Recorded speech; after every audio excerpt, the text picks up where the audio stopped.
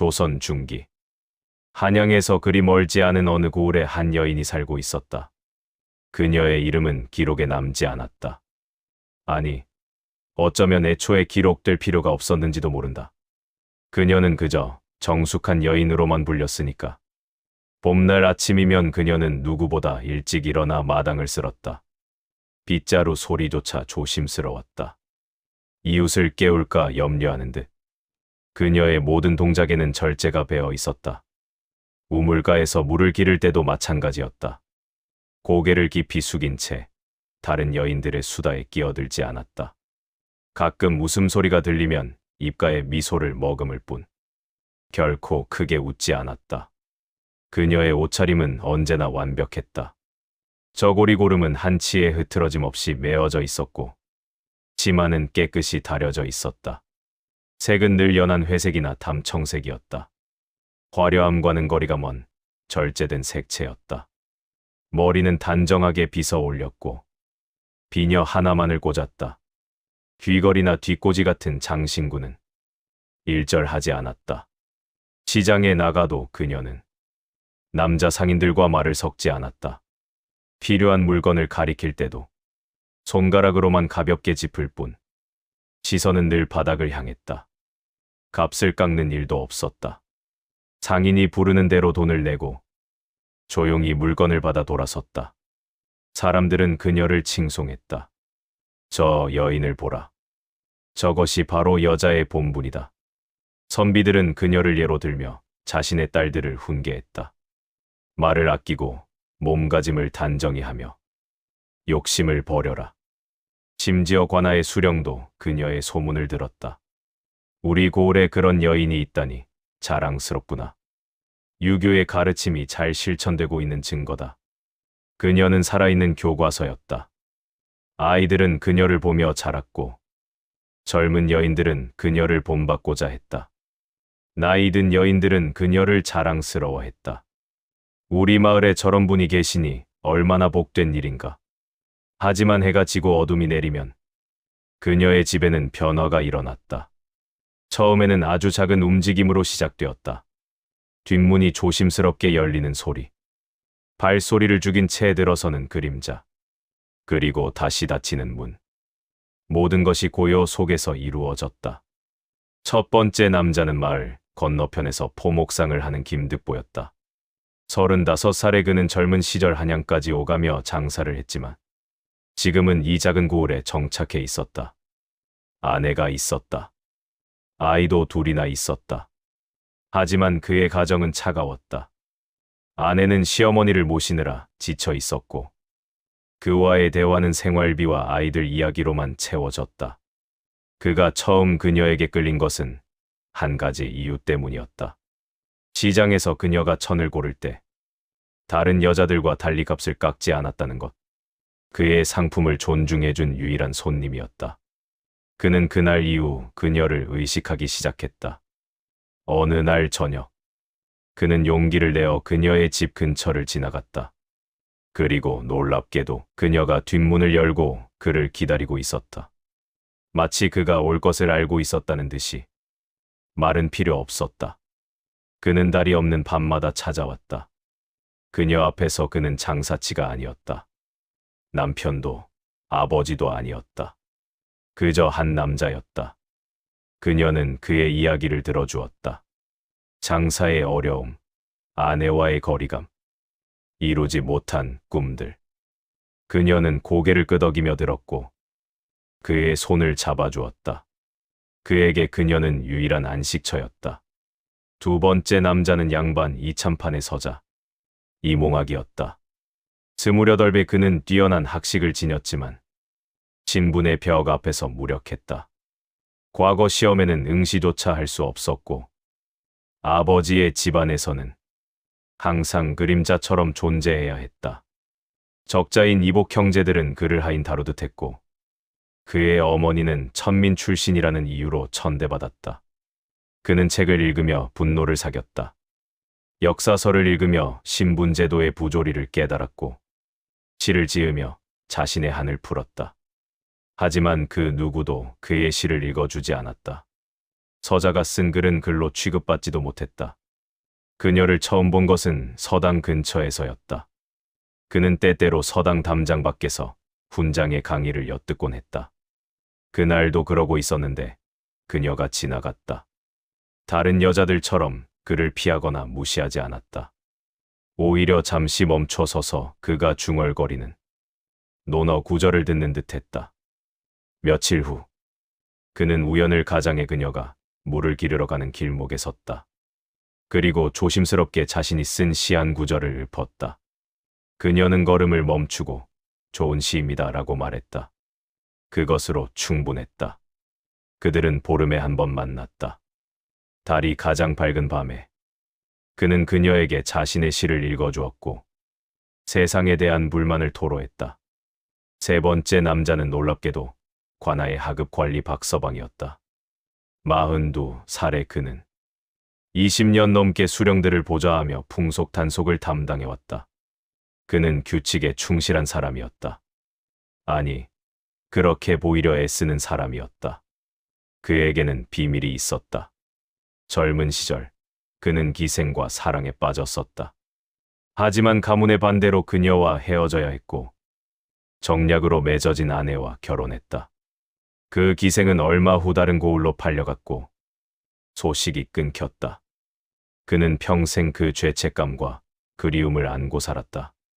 그가 그녀를 처음 본 순간 죽은 줄 알았던 감정이 되살아났다. 그녀의 단정한 모습 속에서 그는 잃어버린 첫사랑의 그림자를 보았다. 아니, 정확히는 그가 그토록 원했던 이상적인 여인의 모습을 보았다. 정숙하면서도 어딘가 신비로운. 그는 낮에는 그녀의 정숙함을 칭송하는 글을 썼다. 이 고을의 귀감이 되는 여인이라고. 그것은 진심이었다. 동시에 자기 기만이기도 했다. 왜냐하면 밤이 되면 그는 그녀를 찾아갔기 때문이다. 첫 만남은 우연이었다. 밤늦게 공무를 마치고 돌아가던 길에 그는 그녀의 집 앞을 지나게 되었다. 그리고 열린 뒷문을 보았다. 마치 그를 기다리는 듯이 그는 이성을 잃고 안으로 들어갔다. 그 후 그는 일주일에 한 번씩 찾아갔다. 그녀 앞에서 그는 더 이상 규칙의 수호자가 아니었다. 그저 오래전 사랑을 잃은 슬픈 남자였다. 그녀는 그의 머리를 쓰다듬어주며 말했다. 과거는 잊으세요. 지금 여기 제가 있잖아요. 그 말에 그는 눈물을 흘렸다. 네 번째 남자는 이웃 고을에서 온 약재상 정소년이었다. 24세 그는 이 마을에서 가장 젊고 잘생긴 남자였다. 그는 한 달에 2번 이 마을에 들러 약재를 팔았다. 건강한 체격에 밝은 미소를 가진 그에게 마을의 처자들은 모두 관심을 보였다. 하지만 그는 그 누구에게도 눈길을 주지 않았다. 그에게는 야망이 있었다. 큰 도시로 나가 약재상을 크게 키우는 것.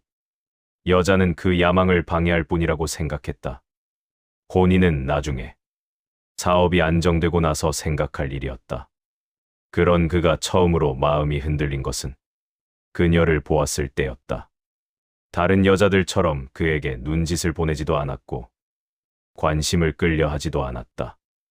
오히려 완벽하게 무관심했다. 그것이 그의 자존심을 건드렸다. 그는 그녀를 유혹하기로 마음먹었다.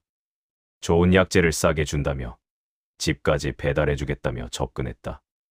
하지만 그녀는 정중히 거절했다. 그럴수록 그는 더 집착하게 되었다. 마침내 어느 날 밤, 그는 무모하게 그녀의 집 뒷문을 두드렸다. 문이 열렸다. 그녀는 그를 기다리고 있었던 것처럼 미소 지었다. 오실 줄 알았어요. 그 순간 그는 깨달았다. 주도권은 처음부터 그녀에게 있었다는 것을. 그는 자신의 야망도 자존심도 잊고 그녀에게 빠져들었다. 한 달에 2번이던 방문이 일주일에 한 번이 되었다. 약재 장사는 핑계가 되었고 그는 오직 그녀를 만나기 위해 이 마을을 찾았다. 그녀 앞에서 그는 더 이상 야심만만한 청년이 아니라 사랑에 빠진 소년이었다. 그녀는 이 네 남자를 완벽하게 관리했다. 김득 보는 달이 없는 밤에만 왔다.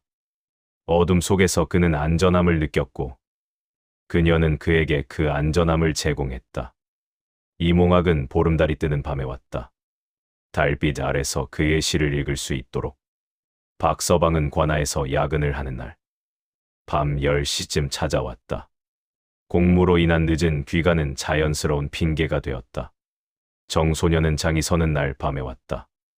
다음 날 아침 일찍 다른 마을로 떠나야 했기에 그의 방문은 짧고 열정적이었다. 그녀는 그들 각자에게 다른 얼굴을 보여주었다. 김득보에게는 따뜻한 위로자로, 이몽학에게는 지적인 대화 상대로, 박서방에게는 잃어버린 사랑의 환영으로, 정소년에게는 정복할 수 없는 여인으로. 그들은 서로의 존재를 전혀 몰랐다. 각자가 자신만이 그녀의 특별한 사람이라고 믿었다. 낮에 그녀는 여전히 완벽했다. 아니, 더욱 완벽해졌다고 해야 할지도 몰랐다. 어느 날, 마을에 새로운 젊은 여인이 이사를 왔다. 그녀는 좀 더 화려한 옷을 입었고 웃음소리도 컸으며 남자들과 스스럼 없이 이야기를 나누었다. 마을 사람들은 곧 수군대기 시작했다. 저 여인의 행실이 의심스럽다. 여자가 저렇게 남자들 앞에서 함부로 웃어서야 단정치 못하다. 그때 누군가 말했다. 그런 의심을 하려거든 저 여인을 보라. 사람들의 시선이 향한 곳에는 우리의 주인공이 서 있었다. 고개를 숙인 채 조용히 물동이를 이고 가는 그녀의 모습. 저것이 진정한 여인의 모습이다. 저 새로운 여인과는 하늘과 땅 차이지. 새로운 여인은 결국 마을에서 따돌림을 당했다. 사람들은 그녀에게 말을 걸지 않았고 시장에서도 냉대했다. 몇 달 후, 그 여인은 견디지 못하고 마을을 떠났다. 우리의 주인공은 이 모든 과정을 지켜보았다. 표정 하나 변하지 않았다. 오히려 더욱 조심스럽게 행동했다. 새로운 여인이 떠난 후, 사람들은 더욱 그녀를 칭송했다. 역시 저 여인이 우리의 귀감이다. 그녀는 이제 단순한 모범이 아니라 타인을 평가하는 기준이 되었다. 누군가의 행실을 논할 때면 항상 그녀가 비교 대상으로 언급되었다. 저 정숙한 여인에 비하면 저 여인만큼만 행동해도 그녀는 마을의 도덕적 척도였다. 살아있는 잣대였다. 하지만 아무리 완벽한 계획도 영원할 수는 없는 법이다. 그해 가을, 마을에 큰 잔치가 열렸다. 수령의 환갑 잔치였다. 마을 사람들은 모두 관아 마당에 모였고 밤늦도록 술과 음식이 오갔다. 사람들은 취기에 들떠 있었고 평소보다 늦게까지 깨어 있었다. 그 틈을 타 네 번째 남자가 그녀를 찾아왔다. 그는 이웃 마을에서 온 약재 상인이었다. 젊고 건장했으며 말솜씨가 좋았다. 그는 그녀에게 흠뻑 빠져 있었고 위험을 무릅쓰고 잔치날 밤에 찾아온 것이었다. 하지만 그날 밤 예상치 못한 일이 일어났다. 잔치에서 술에 취한 한 노인이 일찍 빠져나와 집으로 돌아가던 중이었다. 그는 지름길을 가기 위해 뒷골목을 지나게 되었다. 그리고 바로 그 순간 약재 상인이 그녀의 집 뒷문으로 들어가는 모습을 목격했다. 노인은 잠시 멈춰 섰다. 술 기운에 눈이 흐릿했지만 분명히 남자의 뒷모습을 보았다. 그리고 그 남자가 들어간 집이 누구의 집인지도 알아보았다. 저 정숙한 여인의 집에 밤늦게 남자가? 아니, 내가 잘못 본 게 틀림없어. 노인은 그날 밤 본 것을 마음속에 묻어두었다. 너무나 믿기 어려운 일이었기 때문이다. 하지만 의심의 씨앗은 이미 심어졌다. 며칠 후, 노인은 우연히 그 약재 상인을 시장에서 다시 보았다. 그리고 확신했다. 분명히 그날 밤 그 여인의 집으로 들어간 사람이 맞다고. 노인은 술자리에서 조심스럽게 이 이야기를 꺼냈다. 내가 이상한 것을 봤네. 저 정숙하다는 여인의 집에 밤늦게 남자가 들어가는 것을. 사람들은 웃어넘겼다.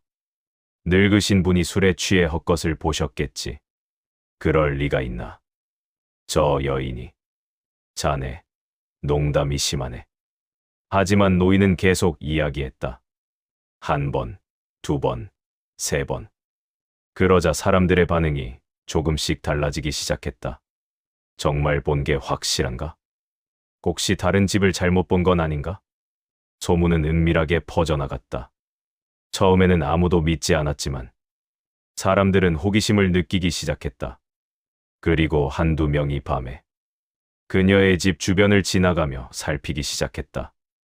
어느 보름달 밤, 두 명의 젊은이가 술자리에서 내기를 했다.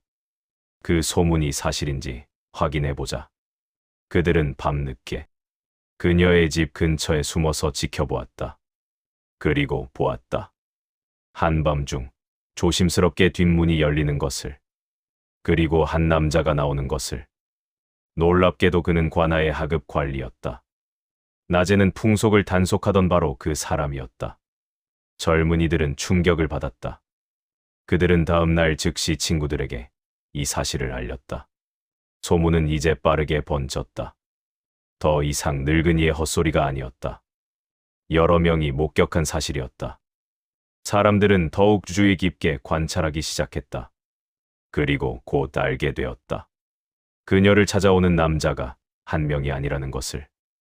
다른 날, 다른 시간에 다른 남자들이 드나든다는 것을. 마을은 발칵 뒤집혔다.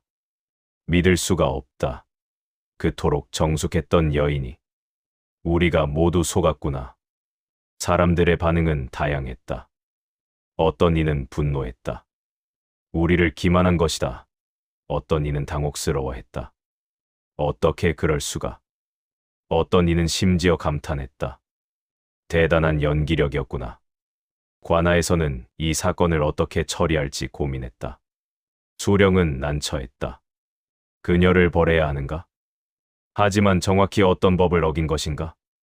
그녀는 기혼 여성이 아니었다. 남편을 배신한 것도 아니었다. 간 통죄로 다스릴 수도 없었다. 결국 수령은 그녀를 불러들였다. 관아 마당에는 많은 사람들이 모여들었다. 모두 그녀가 어떤 반응을 보일지 궁금해했다. 그녀는 여전히 고개를 숙이고 나타났다. 옷차림은 단정했고 걸음걸이는 조심스러웠다. 마치 아무 일도 없었던 것처럼. 수령이 물었다. 소문이 사실이냐? 그녀는 잠시 침묵했다. 그리고 천천히 고개를 들었다. 사람들은 그녀의 얼굴을 똑바로 보았다. 부끄러움도, 후회도, 두려움도 없는 얼굴이었다. 사실입니다. 단 세 글자의 대답이었다. 변명도, 해명도 없었다. 부끄럽지도 않으냐? 부끄러운 것은 거짓으로 살아온 것 모습입니다. 밤에 저는 적어도 정직했습니다. 사람들은 숨을 죽였다. 이런 대답을 예상한 사람은 아무도 없었다. 그렇다면 왜 낮에는 그토록 정숙한 척했느냐? 척한 것이 아닙니다. 당신들이 원하는 모습을 보여준 것뿐입니다. 여자는 이래야 한다고, 저래야 한다고 가르친 것은 당신들입니다. 저는 그저 완벽한 학생이었을 뿐입니다. 관아는 조용했다. 아무도 반박하지 못했다. 수령은 결국 그녀를 벌하지 않았다. 벌할 명분을 찾지 못했기 때문이기도 했지만 어쩌면 그녀의 말에 일리가 있다고 생각했기 때문인지도 몰랐다. 그녀는 마을을 떠났다. 어디로 갔는지는 아무도 모른다. 떠나기 전 그녀는 한 가지만 남겼다. 나를 비난하는 당신들에게 묻고 싶습니다.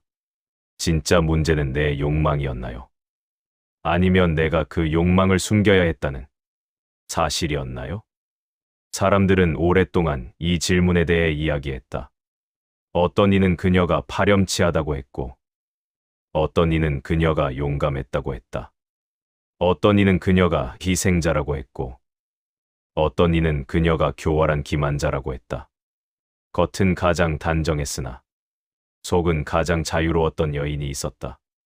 그녀는 세상이 원하는 것과 자신이 원하는 것 사이에서 줄을 탔다. 그리고 그 줄은 결국 끊어졌다. 이것은 한 여인의 이야기이자 겉과 속, 명분과 욕망, 도덕과 자유 사이에서 갈등하는 모든 이의 이야기이다. 조선 시대에도, 그리고 지금도.